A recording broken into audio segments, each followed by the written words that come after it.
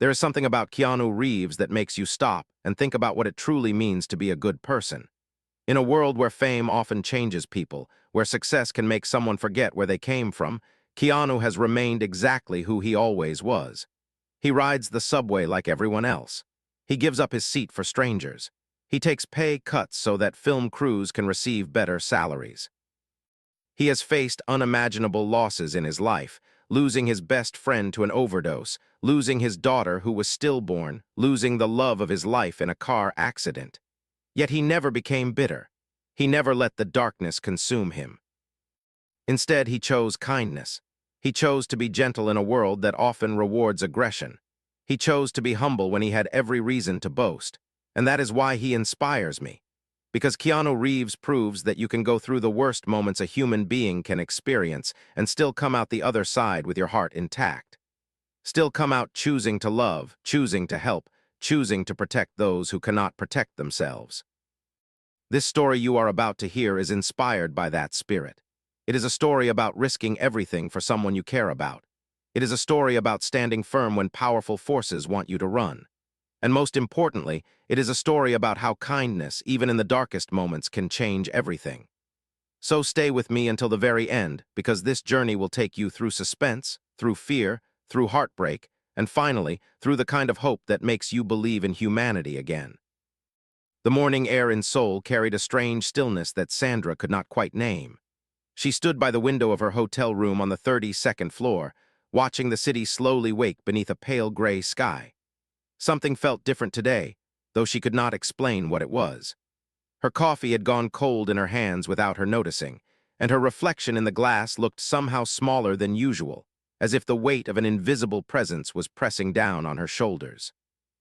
She took a slow breath and noticed how the light seemed softer than it should be for this hour. The sounds of the city below reached her ears in muffled whispers, car horns and distant voices blending into a strange kind of music. There was a tightness in her chest, not painful but persistent, like her body knew something her mind had not yet understood.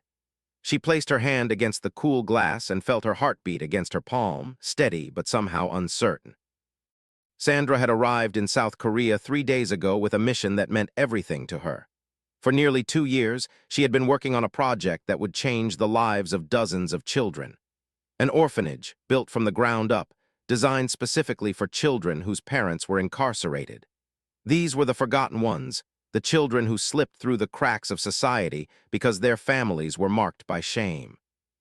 Sandra had invested $15 million of her own money into this dream, and she had come to Seoul personally to oversee the final stages of construction. The land where the orphanage stood was a beautiful piece of property on the outskirts of the city, surrounded by gentle hills and old trees that had witnessed generations come and go. Sandra had fallen in love with the location the moment she first saw photographs of it. There was something peaceful about it, something that whispered of second chances and new beginnings. The children who would live there deserved nothing less than a place that felt like healing. What Sandra did not know, what no one had told her during the complicated negotiations and endless paperwork, was that this land carried a painful history. It had been promised to someone else, someone powerful, someone whose grief had transformed into something dangerous over the years. The wheels of fate were already turning, and Sandra was standing directly in their path without even realizing it. On that same gray morning, in a coffee shop tucked away on a quiet street in the Gangnam district, another traveler was finding his own kind of peace. Keanu Reeves sat alone at a corner table, a worn paperback book open in front of him, and a simple cup of green tea sending thin wisps of steam into the air. He had been in Seoul for nearly 2 weeks now, training with martial arts experts for an upcoming film, and spending his free hours visiting Buddhist temples scattered throughout the countryside. There was a calmness about Keanu that seemed to exist independent of his surroundings. His eyes moved slowly across the pages of his book, but occasionally they would lift to watch the people passing by outside the window. A mother holding her toddler's hand, an elderly man walking with careful, deliberate steps, a young couple laughing at something on a phone screen. Keanu watched them all with the quiet attention of someone who genuinely found beauty in ordinary moments. He had learned through years of loss and heartache that life existed in these small fragments. Not in the grand gestures or the spectacular achievements, but in the simple act of being present. The tea was warm in his hands. The book was a good one. The morning was peaceful. For now, that was enough. The bell above the coffee shop door chimed softly, and Keanu glanced up out of habit. What he saw made him pause, made his heart skip in a way that surprised him.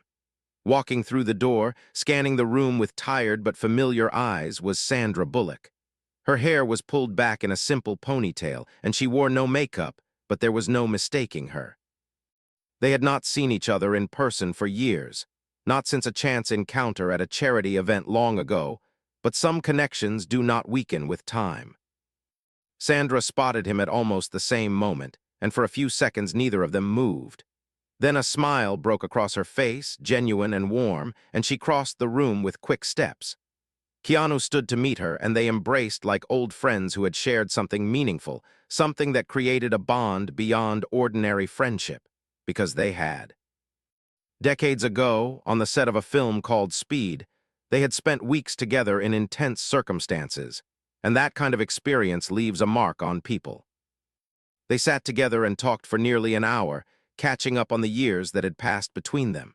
Sandra told him about the orphanage, about the children who were already living in temporary housing while construction finished, about how this project had become the most important thing in her life outside of her own family. Keanu listened with genuine interest, asking thoughtful questions and nodding in understanding. He knew what it meant to pour your heart into something that mattered.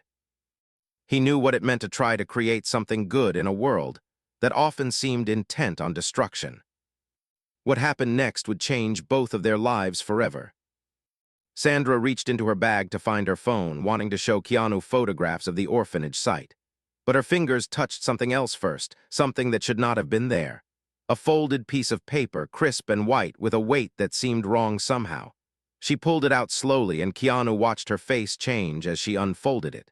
The color drained from her cheeks. Her hands began to tremble.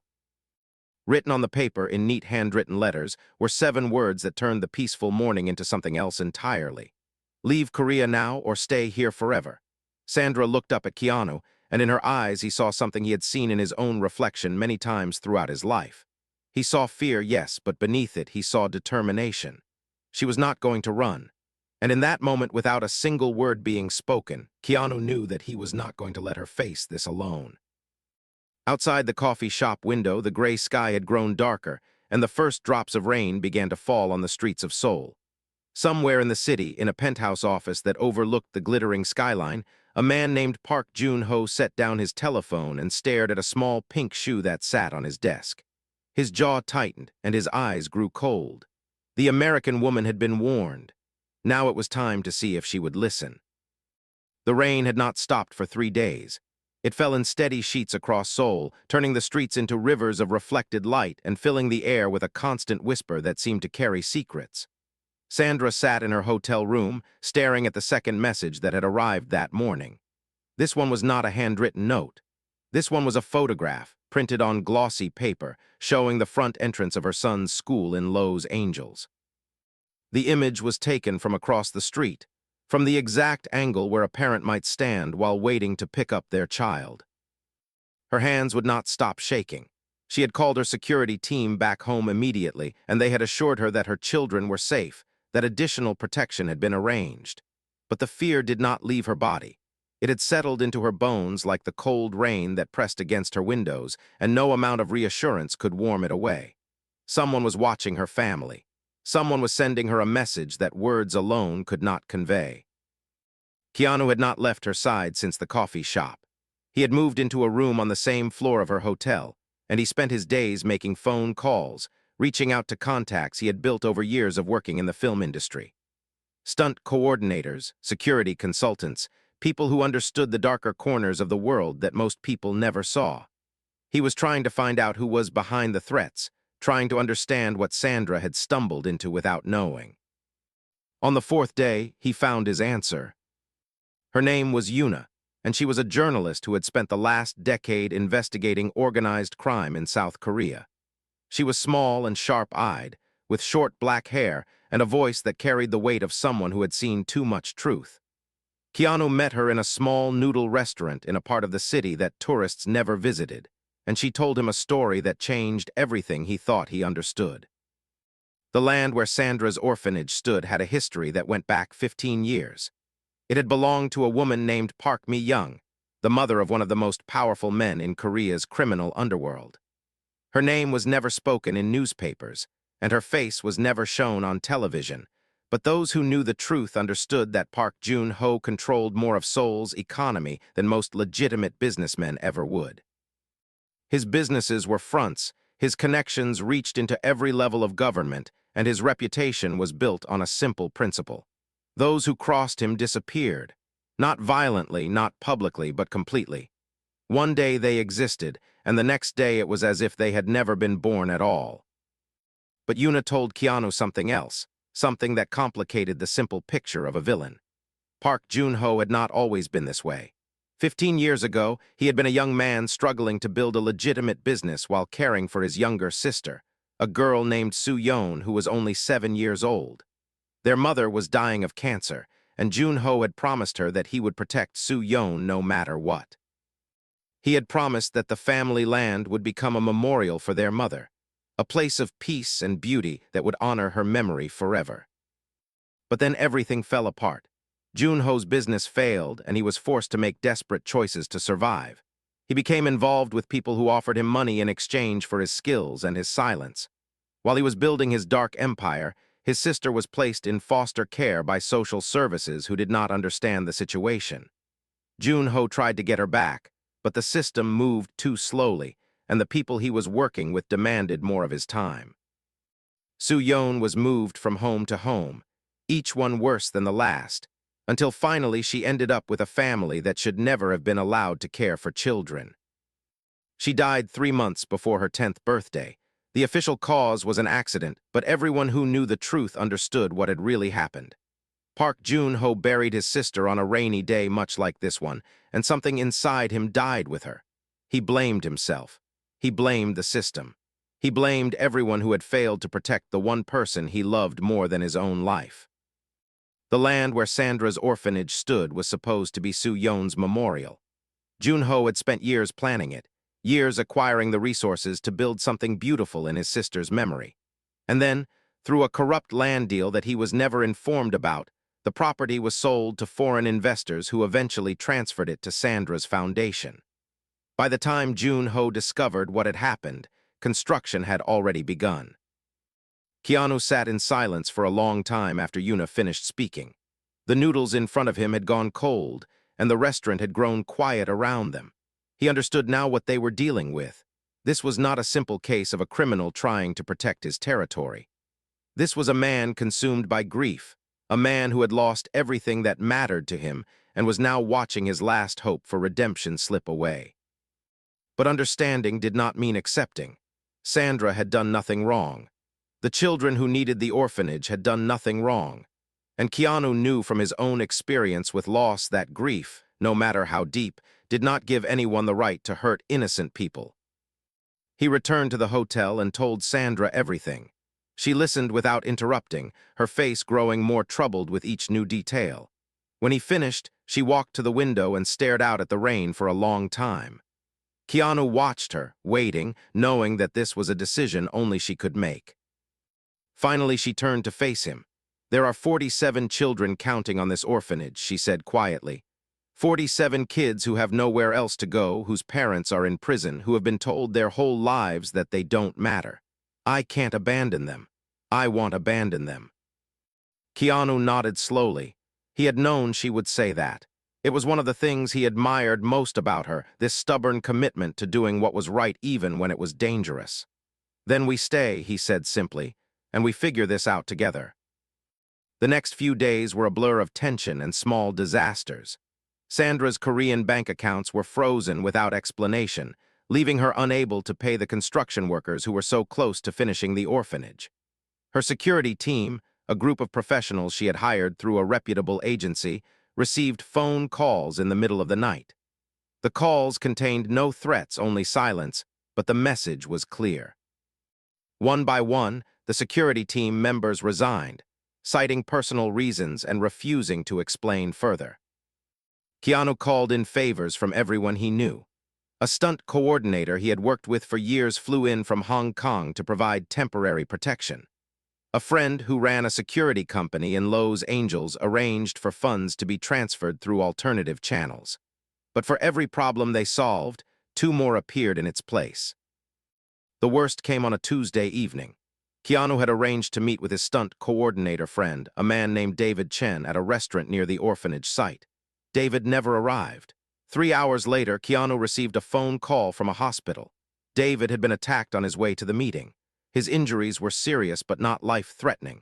The attackers had worn masks and had said nothing during the assault. They had simply beaten him and walked away, leaving him bleeding on the sidewalk.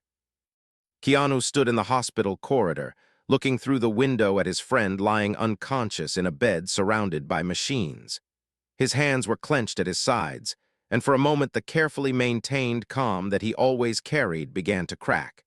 He wanted to find the people who had done this. He wanted to make them pay for hurting someone who had only come to help. But then he took a deep breath and forced himself to think clearly. This was exactly what Joon Ho wanted. He wanted Keanu to react with anger, to make a mistake, to give him justification for escalating further. Keanu would not give him that satisfaction. When he returned to the hotel that night, he found an envelope waiting for him at the front desk. Inside was a single sheet of paper with a message written in elegant handwriting. "I know who you are," it said. "You fight well in movies. But this is not a movie, Mr. Reeves. Walk away now while you still can." Keanu read the message twice, then folded it carefully and placed it in his pocket. He went to his room and sat at the small desk by the window. For a long time, he simply stared at the blank paper in front of him, thinking about everything that had happened, everything that was at stake. Then he picked up a pen and wrote his response in simple, clear letters. "I don't walk away from family." He sealed the envelope and arranged for it to be delivered to Park Joon Ho's office the next morning. Then he lay down on his bed and stared at the ceiling, listening to the rain that continued to fall outside his window. Somewhere in the city, a grieving man was reading his words and deciding what to do next. The game had changed now. Both sides had shown their cards, and there was no turning back. Sandra knocked on his door an hour later. She could not sleep either. They sat together in the darkness of his room, not speaking, simply existing in each other's presence. The silence between them was not uncomfortable. It was the silence of two people who understood that words were not always necessary, that sometimes the most important thing was simply to not be alone. "Tomorrow we go to the orphanage site," Keanu said finally. "We show them that we are not afraid. We show those children that someone is fighting for them." Sandra nodded slowly. "And if Joon Ho sends his people to stop us?" Keanu turned to look at her, and in the dim light his eyes held a quiet determination that she had never seen before. "Then we face them together," he said. "Whatever happens, you are not alone in this. I promise you that." Outside, the rain finally began to ease, and the first pale light of dawn crept across the Seoul skyline. A new day was coming, and with it would come the confrontation that had been building since the moment Sandra first set foot on Korean soil. Neither of them knew exactly what would happen, but both of them knew that running was not an option. Some things were worth fighting for, even when the odds seemed impossible. In his penthouse office across the city, Park Joon Ho held Keena's message in his hands and read it for the 10th time. "I don't walk away from family." The words stirred something in his chest, something he had not felt in a very long time. It was not anger, though anger was certainly there. It was something closer to recognition, as if he was looking into a mirror and seeing a reflection of the man he might have been in another life. He set the message down and picked up the small pink shoe that always sat on his desk.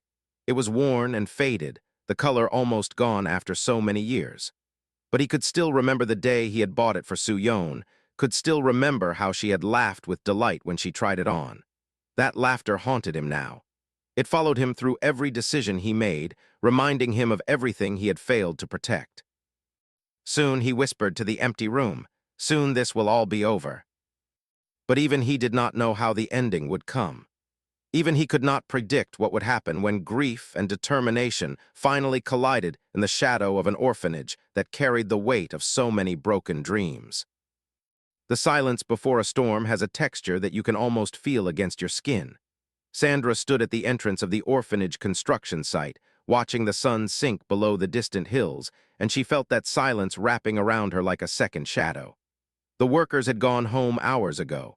The machines sat motionless in the fading light, and somewhere beyond the tree line, she knew that eyes were watching. Keanu stood beside her, his posture relaxed but his gaze sharp as it moved across the surrounding landscape. He had spent the last 3 days preparing for this moment, studying the layout of the property, identifying every possible point of entry. He had trained for years to fight in movies, but this was different. This was real. The orphanage building was nearly complete. Its walls rose 3 stories high, painted in soft blues and yellows and gentle greens. Sandra had overseen every detail of the design, from the wide windows that let in natural light to the small garden spaces where children could grow their own vegetables. This building was a promise she had made to 47 children who had been told their entire lives that they did not matter. Those children were staying in a temporary shelter just 200 meters away. Sandra knew their names, their stories, their fears, and their dreams. There was Min Jai, a 6-year-old girl who rarely spoke but drew beautiful pictures of flowers. There was Jun Seo, a 10-year-old boy who protected the younger children with fierce determination. These were the faces that kept Sandra from giving up. That evening, a meeting had been arranged. Park Joon Ho had agreed to come to the orphanage site alone. Sandra wanted to speak with him directly, to understand his pain, to find common ground between two people who both cared about children who had been failed by the world. Keanu had argued against the plan, but Sandra remained firm. "I have spent my entire career pretending to be brave," she said quietly.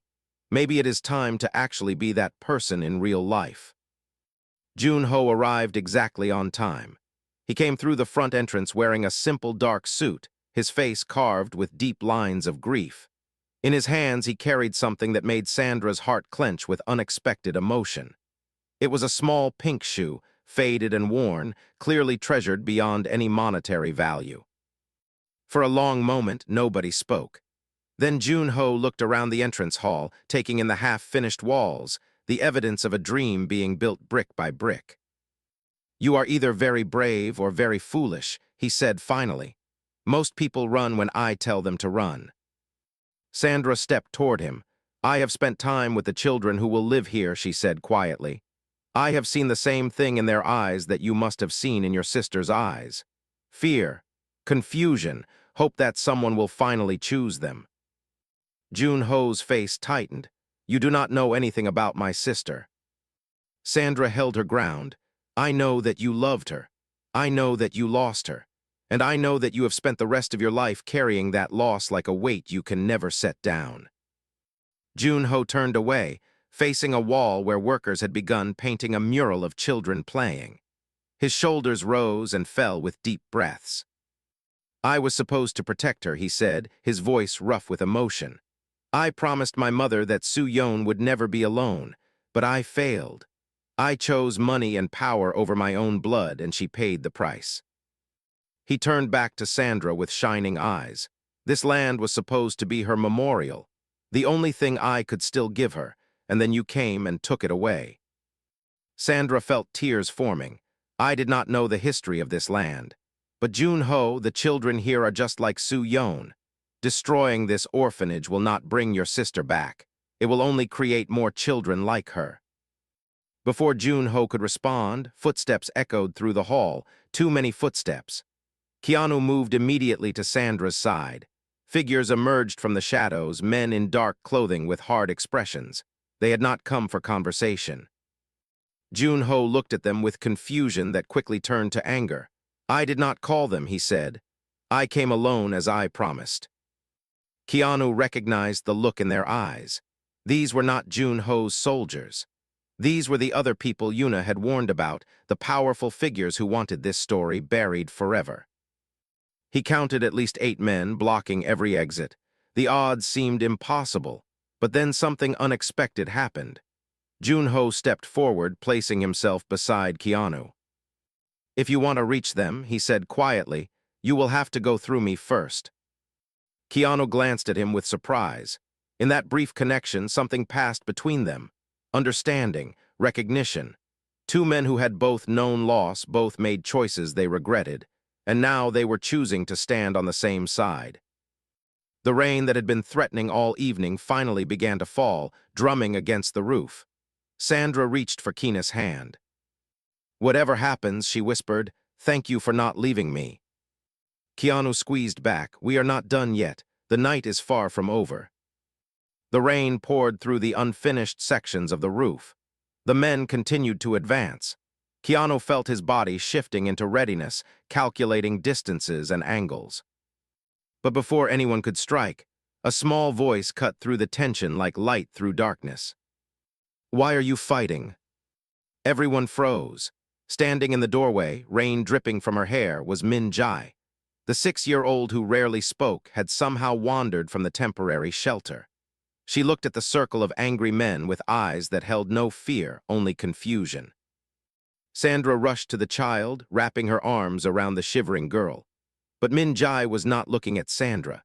Her eyes had found Joon Ho, and more specifically, the small pink shoe in his hands. "Is that for me?" she asked softly. "I lost my shoe last week. The pink one was my favorite." The question struck Joon Ho like a physical blow. He stared at the child, at her wet hair and hopeful eyes, and something in his chest cracked open. He saw Soo-yeon in that moment, not as a memory, but as a living truth. Every child who was alone in the world carried a piece of his sister within them. Tears spilled down his cheeks. He dropped to his knees on the wet concrete, and a sound escaped his throat that had been locked inside him for 15 years. Keanu saw the opportunity. He did not attack, he simply spoke. "You can still walk away," he said to the men. "This is an orphanage. This is a place meant to protect children. Is this really what you want to be part of?" One of the older men hesitated. He looked at Min Jae, at Sandra holding her protectively, at Joon Ho weeping on his knees. He lowered his weapon and walked out into the rain. Others followed. Within minutes, only silence remained. Joon Ho raised his head with red-rimmed eyes. He walked toward Min Jae and knelt before her, holding out the pink shoe with trembling hands. "This belonged to my sister," he said softly. "She would have been 22 this year, but she is gone. All I can do now is protect the children she left behind." Min Jae placed her small hand on top of his. "You can keep it," she said, "but maybe you can visit us sometimes." Joon Ho closed his eyes. "Yes," he whispered, "I would like that very much." 2 months later, the orphanage opened its doors. Above the main entrance, carved in stone, was a name Sandra had chosen with Joon Ho's blessing: the Soo-yeon House. Park Joon Ho stood at the back of the crowd, watching the children explore their new home. He had begun seeing a therapist. He had started dismantling his criminal enterprises. The transformation was not complete, but he had taken the first steps.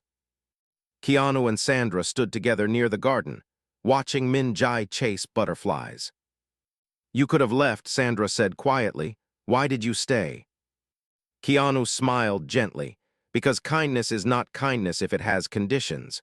The real test comes when there is a cost. That is when you discover who you really are. Joon Ho approached them and shook Keena's hand. "You wrote that you do not walk away from family," he said. "I did not understand until now. Family is anyone we choose to protect." Keanu placed his hand on Joon Ho's shoulder. "Your sister would be proud of the man you are becoming." What can we learn from this story? Perhaps the most important lesson is that everyone carries pain we cannot see. Joon Ho was not a villain. He was a broken man lost in grief. And it was not violence that saved him, but compassion. This story also teaches us about the power of staying.